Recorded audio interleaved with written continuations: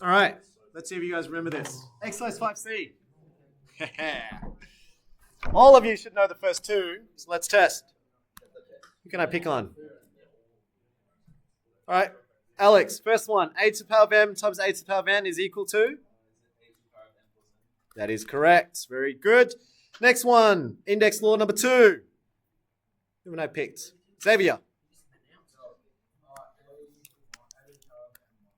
Very good. Next one. Third one most students should know as well. Let's go with Jaden. Yep. A to the power of mn or m times n. Then number 4, which often happens as a mistake. Okay, so let's see if students remember this number 4. It's an extension of number 3. Joe.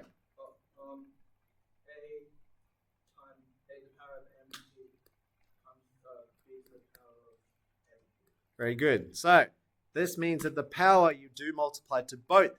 Where's the common error? Here's an example. When I give students, as they're doing the whole expansion, you could have 2a, let's say, squared like that. I don't know, -4 is an example. Some students will then write 2 times the -4 is -8, and they write a. What are they missing? Yes, that -4 goes to this one as well. So this may not look like 2 letters, but it is. It's a 2 times an A. So when we say here, A times a B, that's what it means. So a lot of students just feel like they just look for the powers and just multiply the powers. Don't forget the numbers as well. Okay, another typical one is like if they switch it around and they do it 2A cubed -4. So a lot of kids will then write 2A -12. What they forget is that 2. Okay, so the 2 is still to the power of 1. So just don't forget, that is also meant to be -4 there. Okay, that's a common mistake. So I'll do a cross here so that you know that's wrong. All right, let's do the next one. Law number 5. What is law number 5? Let's go with Charlotte. Yep. That is correct. Well done. 6, everyone knows. A to the power of 0 is what, Adrian?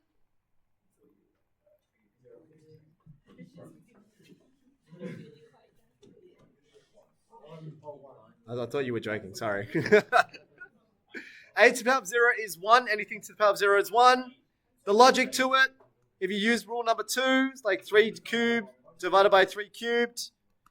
3 to the power of 3, take away 3. It ends up being 3, 0. But we know that 3 cubed divided by 3 cubed, it's like 27 divided by 27. By inference, we know it's 1. We actually don't have a proof for it. Okay, we just know by inference. Yeah, because we actually don't know what 3 to the power of 0 is. See, 3 cubed, we know that's 3 times 3 times 3. But what's 3 to the power of 0? What is it? See, 3 cubed is 3 times 3 times 3. 3 squared is 3 times 3. But what's 3 to the power of 0? That we don't know. Hence why, by inference, we know it's 1. Because of law number 2. Because of law number 2.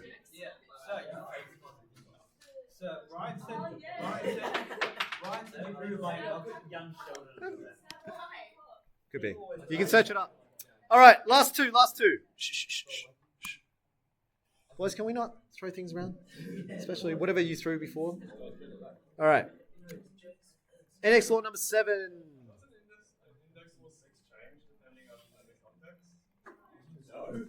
Unless A is 0, A can't be 0. There is a condition to it. Yeah. Which we'll talk about in your index laws later. Index law number 7. A to the power of -m is 1 on A to the power of m. Very good. And the last one, which I find a lot of students tend to forget. What's the last one? A to the M. Very good. This is the nth root of A to the power of m. That is A to the power of m on n. So if I gave you as an example,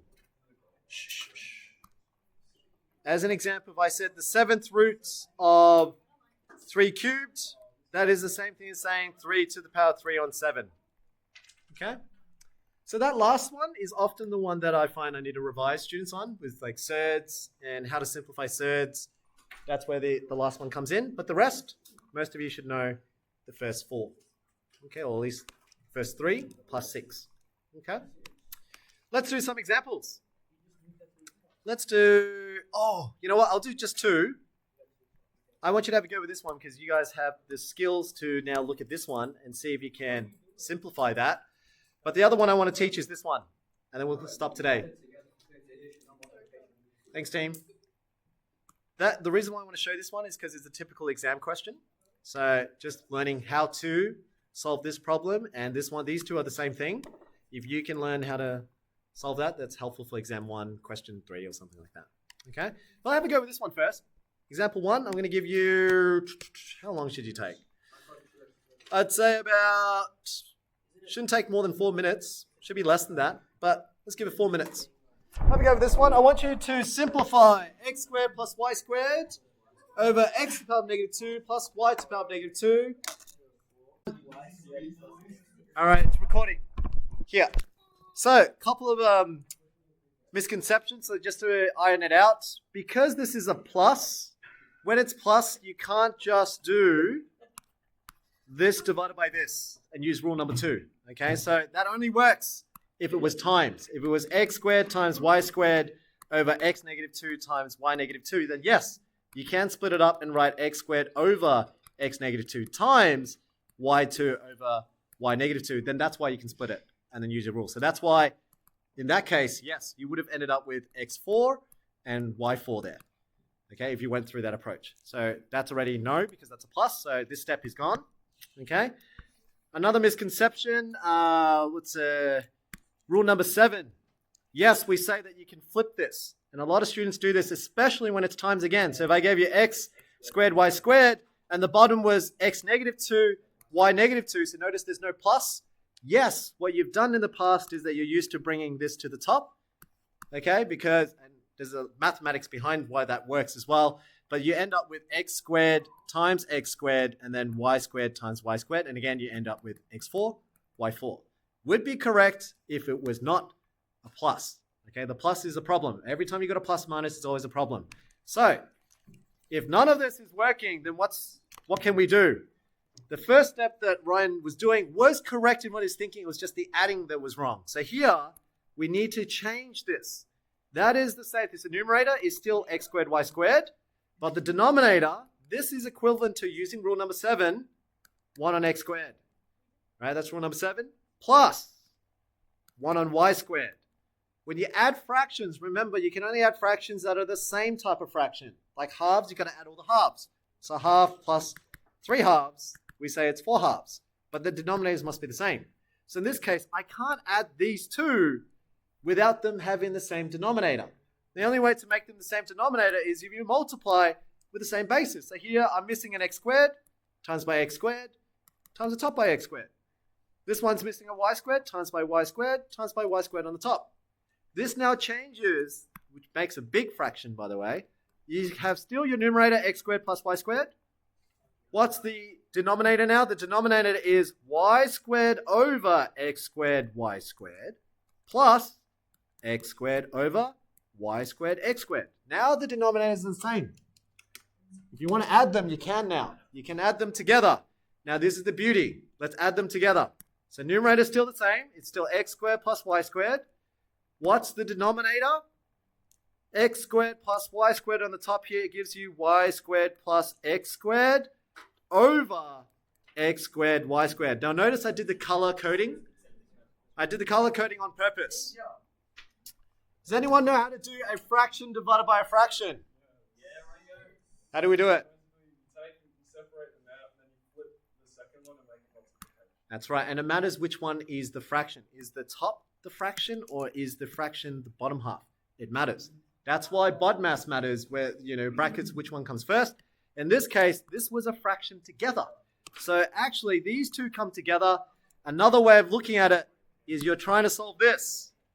You're trying to solve what is x squared plus y squared divided by, because that's what this line means. That means divide by y squared plus x squared all over x squared y squared.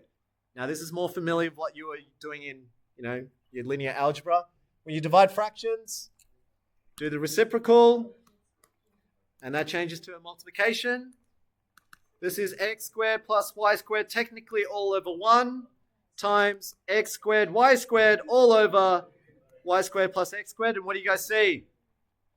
What's something we can simplify? So you both notice that this is x squared plus y squared times x squared plus y squared. You can simplify that. You can think of it as like, that's 2 over 1 times something over 2. Cancel out the 2's. Leaves your answer nicely as...